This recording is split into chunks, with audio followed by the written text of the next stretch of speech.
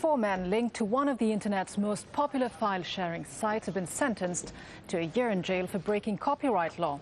Now, the ruling against PirateBay by a court in Sweden could have major implications for other popular sharing sites.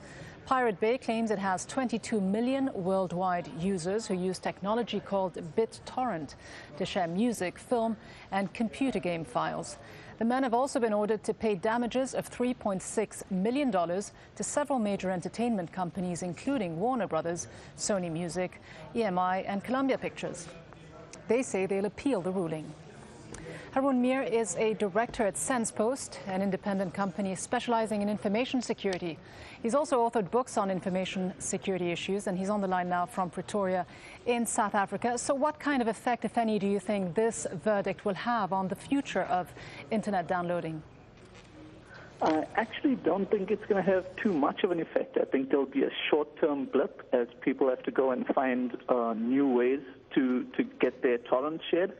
But long-term, I don't think this will have the effect that the media companies are hoping for. Well, even though the 4 men will spend a year in jail and have been ordered to pay more than $3 million in compensation. Yeah, I think much like in the early 2000s, Napster was shut down by the music industries, and the music industry was hoping that MP3 sharing on the internet would die.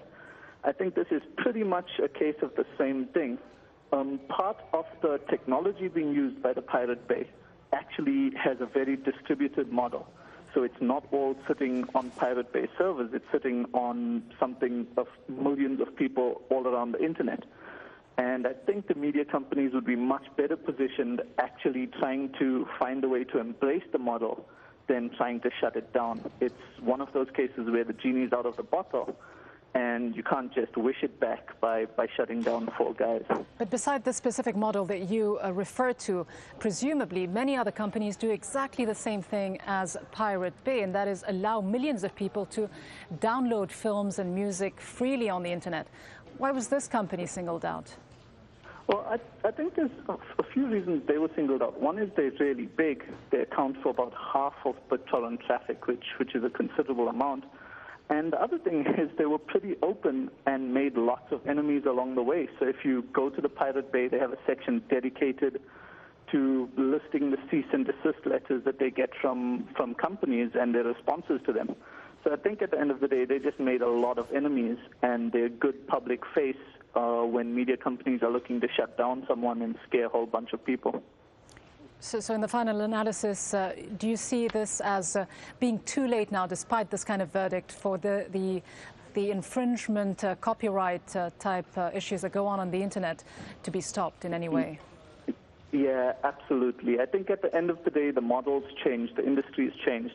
I think if you take a look at the success of the iTunes store that Apple puts out, it shows that people are willing to pay for music if you give them a reasonable mechanism for it. That's easy, which in the final analysis is a much better answer to Napster than shutting down Napster was. And I think here you're bumping into the same thing, that actually trying to shut down the guys isn't the answer. And pretty much what needs to happen is a new model that kind of embraces the good and discards the bad is going to have to take over. Haroon Meer